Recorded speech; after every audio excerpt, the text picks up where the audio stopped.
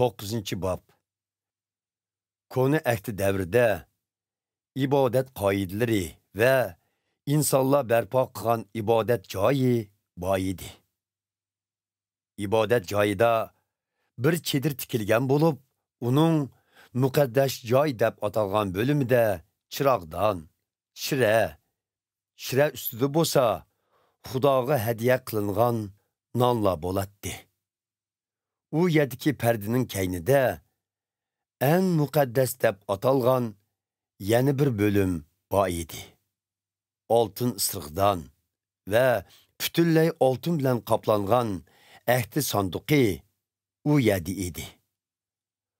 Sanduqning ichida oltindan yasalgan, manna silingan komzak, Harunning bıxılgan hasisi ve perizler yazılgan iki taş taxtı bor edi. Şan şərəflik kerublar, mehir şəfqət taxtı deb atalgan sanduq ağzı üstüge ornatılgan bolup, qanatları bilen onu yepip turatdı. Əmdi mən bularni texmu təfsili düşəndirib olturmayman. Həmmə nərsə mana şundaq orunlaştırılğandan keyin ruhaniylar chedirning muqaddas joy deb atalgan bölümüge doim kirib ibodat xizmatini qilatdi.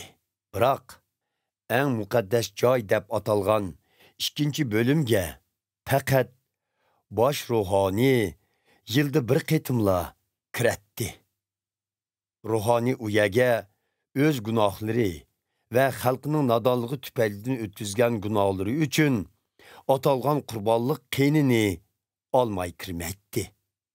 Bu ibodat xizmatlarining elib berilishi bilan muqaddas ruh bizga shuni ko'rsatib berdiki, ibodat chediri shundaqla u vakillik qilgan ibodat xizmatlari borla bo'ladigan eng muqaddas joyga boradigan yo'l avam xalqqa hergiz içilmaydi. Mana bular hozirgi zamon uchun bir tecrübe savaktır. Bunundan şunu ko'rishga bo'ladi-ki, Xudoga sunulgan hadiya ve qurbanlıqlar ibodat qilguvchini pok vijdonliq qilolmaydi. Ular faqat halol ve haram yemek içmek ve bo'yini suğu silish rasmiyatları bilan munosabatlik bo'lib, Xudo yeni tartibni o'rnatguncha kuchga ega bo'lgan sirtqi ko'rinish jihatdagi qoida nizomlardir.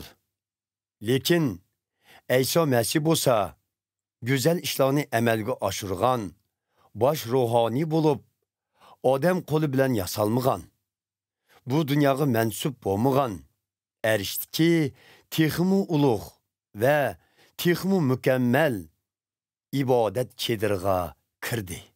U bu en muqaddas joyga o'shga yoki mo'zaylarning qurbonlik qenini emas, balki o'zining qurbonlik qenini to'kish orqali birli qitim kirdi. Moshundaq qilib u insonlarning gunohlarini yuyib, insonlarni manguga azod qildi.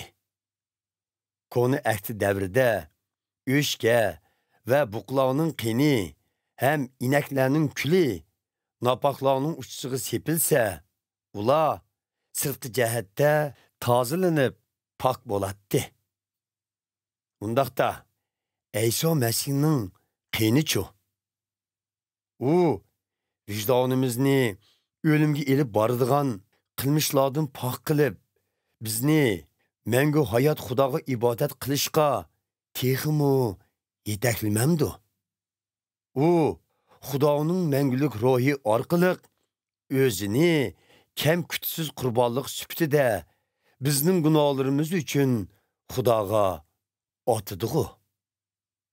Shuning uchun Ayso Masih Xudo bilan insonlar o'tirsida tuzilgan yangi ahdining vositachisidir. U orqali Xudo tarafidan chaqirilganlar va'da qilingan mangulik mirosga erishalaydi. Chunki u ularni gunoh sodir qilish sabablik konu əhdi tərəfindən bekitilgan məngülük ölümdən ibarət cəzadan qutquzuş üçün öldü. Əgər vəsiyyət qaldırılsa, vəsiyyət qaldırğıcı ölmügüçə vəsiyyət күшке ega bolmaydı. Çünki vəsiyyət faqat ölümdən keyin күшке ega boludu. Vəsiyyət qaldırğıcı hayatlı bolsa, vəsiyyətinin heç qandaq күшü bolmaydı. Şunun üçün dəsləbki əhdimu qan iqtilğandıla ondan күшке ega bolğan. Musa peyğəmbər Tevrat qanunun hər bir əmrini bütün xalqqa uqtirğandan keyin Mozay və öşkülərinin suğu arlaşdırılğan qeynini qızıl yung yipti bağlanğan macangül bilən qanun dəsturiga və bütün xalqqa səpdi. Ondan bu qan əhdə qenidir. Xudo əməl qilishinglarga əmr qilgan əhdini күшке ega qilidu, dedi.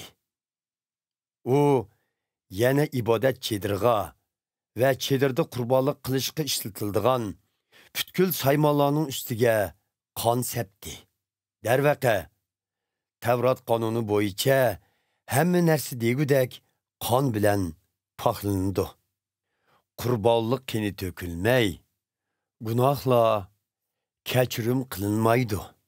Şu sebepten erishtikiga taxlit qilib yasalgan bu narsalar mushu usul bilan poklanishi kerak edi. Biroq erishtiki narsalar bo'lsa, bulardan ko'p yaxshi qurbonliklar bilan poklanishi kerak. Shunga Ayso Masih Xudoning huzurida bo'lib, bizga vakillik qilish uchun erishtiki ibodat joyiga taxlit qilingan, odam qo'li bilan yasalgan muqaddas joyga emas, balki arshning o'ziga kirdi. Yahudilarning bosh ruhoniysidek yilmi-yil qurbonlik qilingan hayvonlarning qinini elib, eng muqaddas joyga qayta kirgini yo'q.